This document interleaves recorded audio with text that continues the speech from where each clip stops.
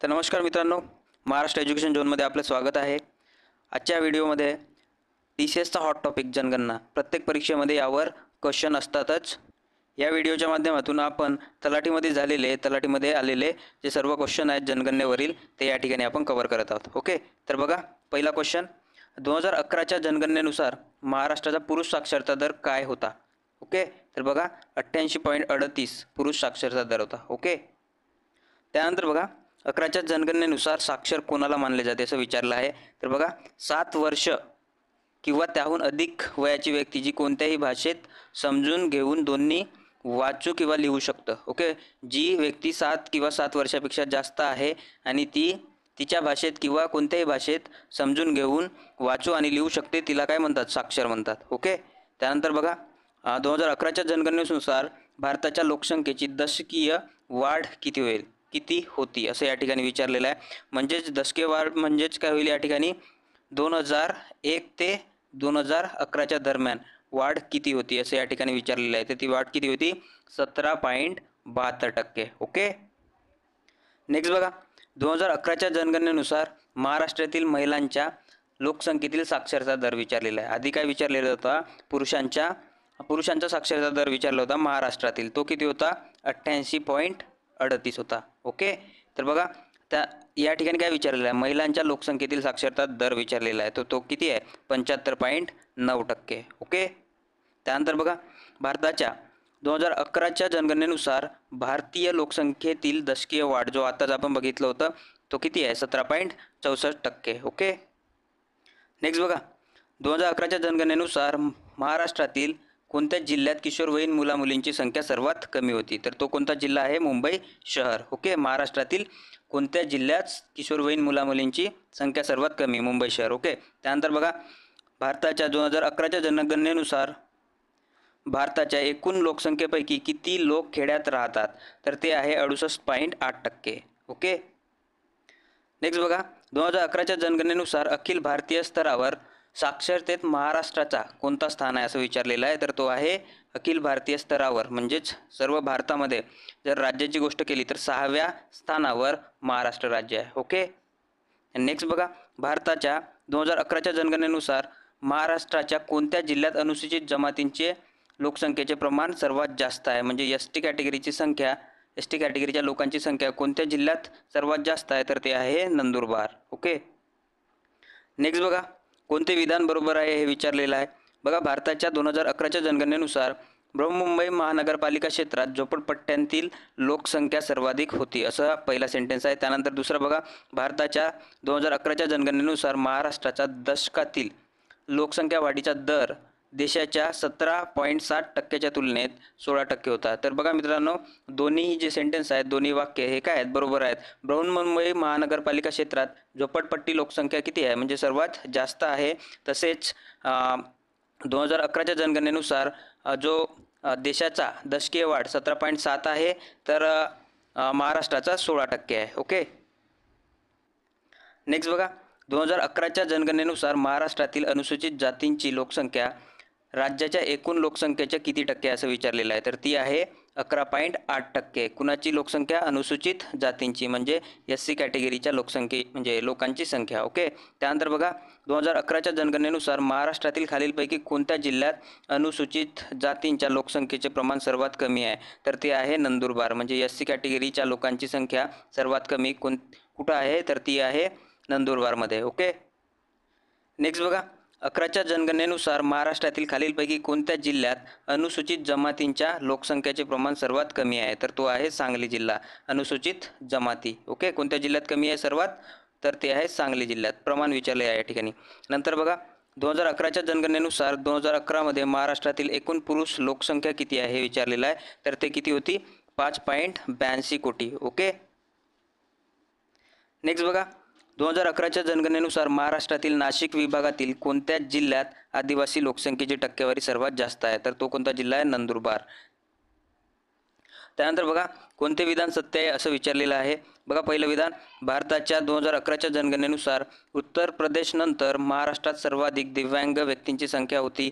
त्यानंतर बघा महाराष्ट्र शासनाने 26 जानेवारी 20 पासून सर्व जिल्हा मुख्यालय आणि नगरपालिका क्षेत्रात शिवभोजन योजना सुरू केली. तर बघा मित्रांनो, दोन्ही विधान काय आहेत? हे दोन्ही विधान बरोबर आहेत. बघा, उत्तर प्रदेशनंतर महाराष्ट्रात सर्वाधिक दिव्यांग आहेत. ओके, आणि 26 जानेवारी 20 पासून शिवभोजन योजना महाराष्ट्रात सुरू केली गेली. ओके, नेक्स्ट बघा, 2011च्या जनगणनेनुसार भारताच्या लोकसंख्येपैकी जवळजवळ किती टक्के उत्तर प्रदेश राज्याचा वाटा आहे असं विचारलेलं आहे. तर उत्तर प्रदेश लोकसंख्येचा वाटा किती आहे? 16% आहे भारताच्या संपूर्ण लोकसंख्येपैकी. ओके, त्यानंतर बघा, 2011च्या जनगणनेनुसार महाराष्ट्रातील कोणत्या जिल्ह्यात युवकांचे प्रमाण कमी असलेली लोकसंख्या आहे?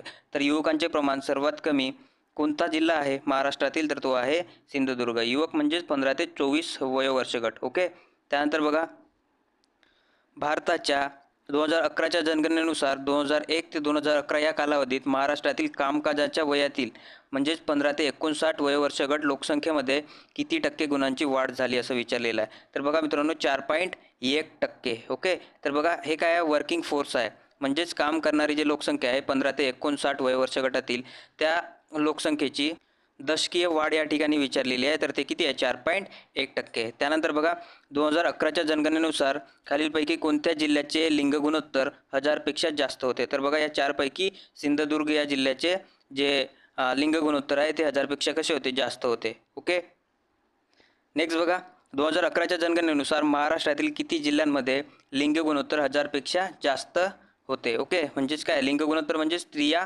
प्रति 1000 पुरुषांच्या तुलनेत. ओके, तर ते किती जिल्हे आहेत? 2 जिल्हे. कोणता जिल्हा? एक सिंधुदुर्ग आणि दुसरा रत्नागिरी.